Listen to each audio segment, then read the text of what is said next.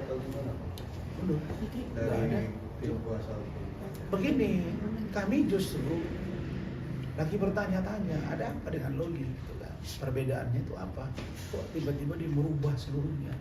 Info yang kami dapat tuh dia merubah semuanya. Ya kalau dia merubah semuanya, pertanyaannya apa saja yang dirubah itu? Tentu harus kita dalami. Nah kita mau lihat.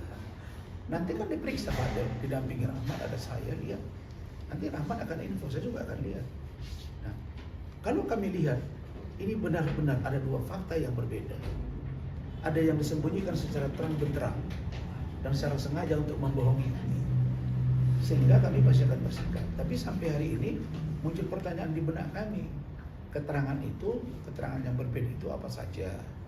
Kemudian dalam rangka apa dia melakukan itu? Nah, kami dapat informasi si Loli ini kan katanya kemarin di salah satu yayasan di Cisarua Bogor. Nah, tapi kami mendapat informasi Bude ini katanya ya info-infonya ada dia punya ilmu yang mungkin bisa ya kita nggak bilang mistik lah ya, mungkin punya batin ini apakah dia dalam keadaan memberi keterangan itu benar atau apapun. Makanya saya sebenarnya pingin ada video sama Rahmat nih, Bu Ida kan ikut juga timnya, kita pingin mendengar dari Loli Rahmat ya. Saya mau lihat betul video dia, Om saya udah sadar. Responnya kita tunggu betul. Kami Loli udah sadar, Om selama ini Loli begini. Kalau itu video itu pun dikirim private ke saya nggak apa-apa, kirim aja ke nomor saya nggak dibilang Om jangan disebar ya, enggak, yang penting ada pegangan. Om saya itu begini, sebenarnya begini, saya diambil duit saya segini, kan NM kan bilang begitu, semua uang transfer ke Martin, ke istri Martin. Nah, harus jelasin bahwa kami melakukan ini, kami begini. Nah jadi jelas, Om Loli sekarang sadar, dulu saya nggak sadar dipengaruhi gini, ya udah kami akan bersikap. Makanya saya kemarin tidak ada keberatan saya juga untuk dilakukan penahanan. Saya jujur aja, karena Rahmat itu sudah lama ikut saya ya. Dia juga punya pandangan, saya punya pandangan. Semalam kami agak berbeda. Benar, Rahmat bilang, Pak ini masih dipertahankan, kita harus perjuangkan. Ya, saya bilang, Man, saya setuju pendapatmu. Tapi ketika dua keterangan berbeda, apa yang harus kita lakukan? Karena anak ini di bawah umur, nggak mungkin juga tahan itu tidak ditahan. Karena di judulnya dugaan pelecehan seksual di bawah anak, di bawah umur. Nah, terus kami punya versi, oke Pak, kalau begitu kita all untuk mendengar keterangan Martin, keterangan dari Fadel. Ya sudah, Rahmat dengan serta-merta dan bersedia keras, oke, kalau gitu kita dampingi. Jadi keterangan-keterangan yang barangkali perlu agak lebih rinci, pendapatnya udah silakan Pak. Gimana semalam? Jelasin? Ya sampaikan aja. Tapi di bawah umur Bang, tapi dia udah dewasa. Iya itu Mas, sampaikan aja Mas, singkat. Oke, gini ya. Terkait dengan Fadel, Bang Rahmat tinggal. Tinggal Bang. Sana aja Bang. Di sebelahnya. Iya. miringin aja. Sini aja. Nah, terkait dengan Fadel, kejadiannya itu tadi malam setelah pemeriksaan itu kan pukul 8, ya kan. Nah, sebenarnya Fadel ini belum dilakukan penahanan. Oke. Belum dilakukan penahanan. Hanya saja dilakukan tadi malam tindakan penangkapan. Ya, setelah perubahan status Fadel dari saksi menjadi tersangka. Gitu. Jadi setelah penangkapan itu penyidik diberikan waktu 1 kali 24 jam Iya, untuk menetapkan apakah Fadel ini akan ditahan untuk 20 hari ke depan atau tidak gitu. Nah, begitu tadi malam penangkapan, saya karena memang Pak Rasman sudah ada kegiatan di live di salah satu stasiun TV, saya mengambil sikap gitu. Saya harus perjuangkan Fadel gitu.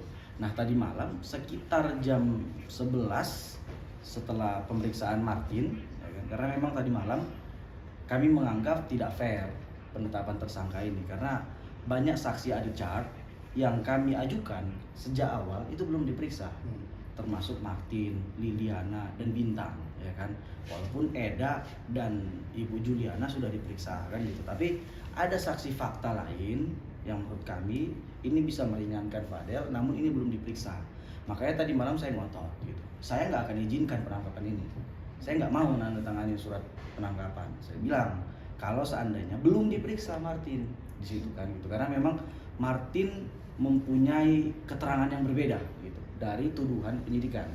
Karena ada satu fakta yang disampaikan oleh penyidik ketika pemeriksaan, itu kejadian pada tanggal 9 Mei. Di situ ada sebuah perbuatan yang diduga tindak pidana tadi.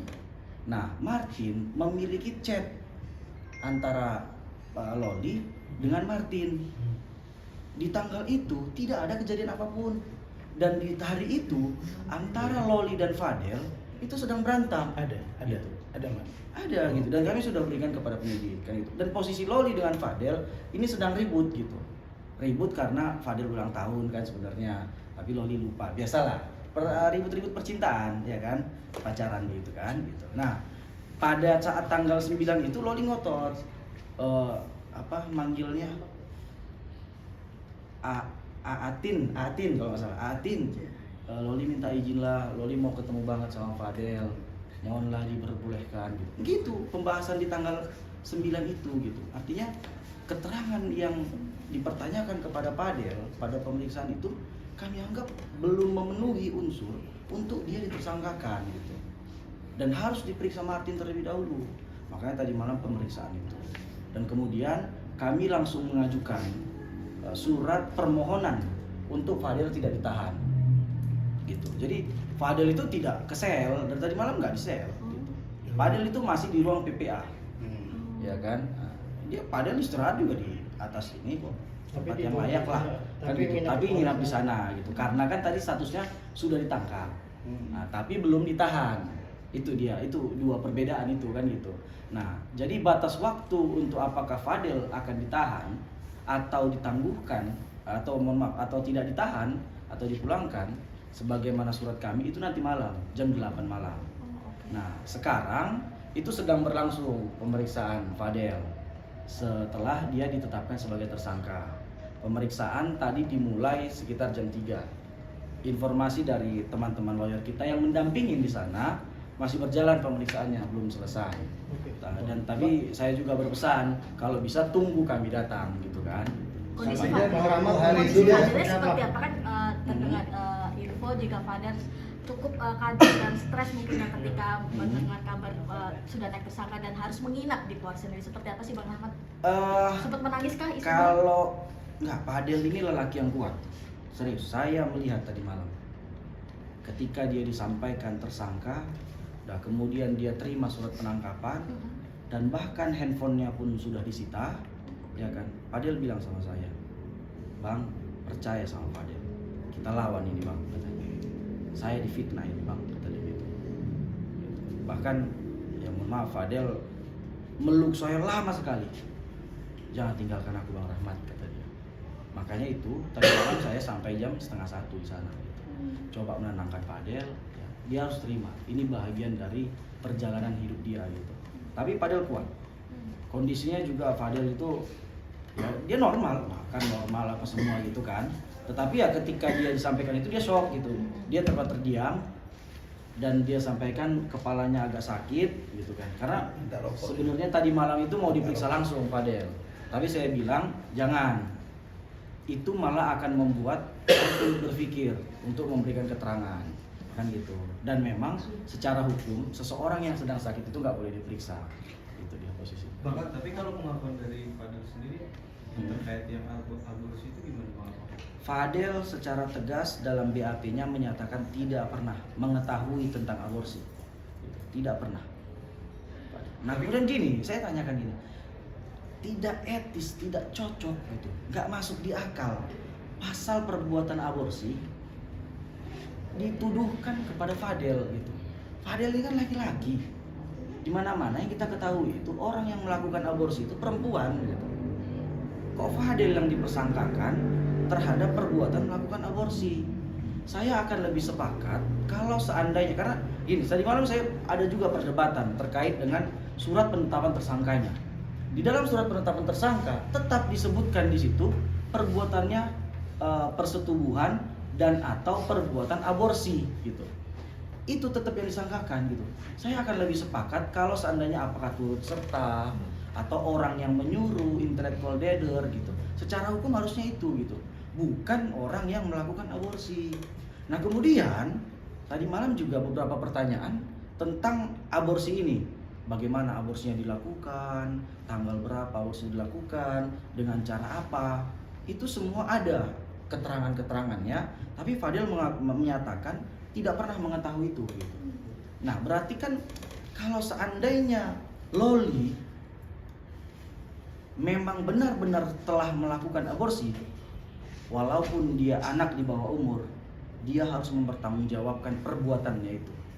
Secara hukum, dia juga harus ditetapkan sebagai tersangka dalam perkara ini.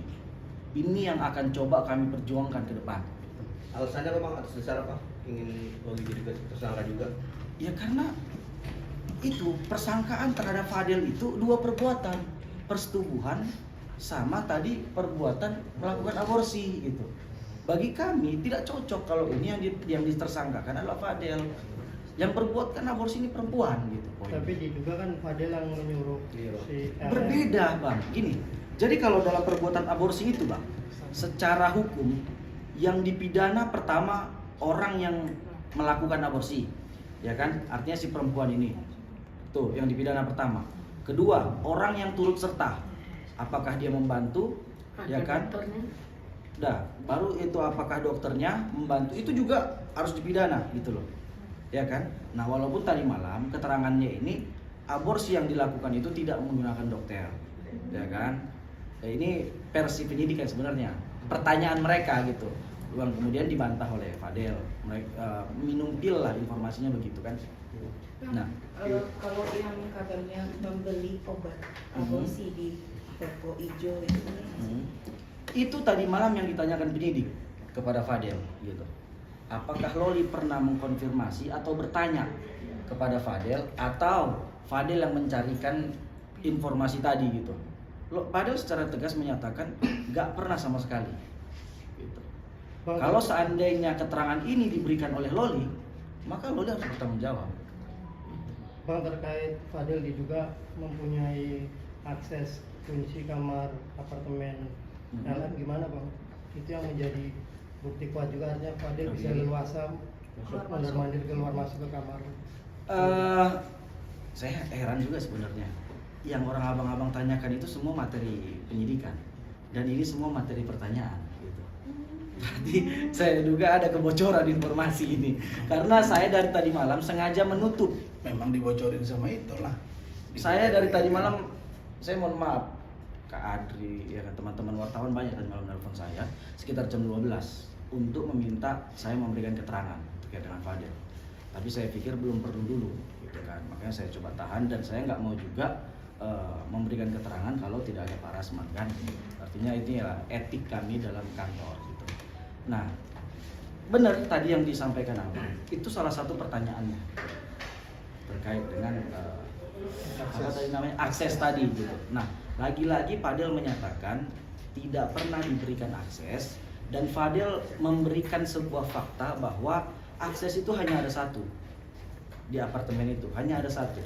Yang kemudian ini dikuatkan oleh Bang Martin sebagai saksi, karena memang kan ketika memesan apartemen itu Bang Martin yang mengurus gitu, dan hanya satu akses ini yang diberikan.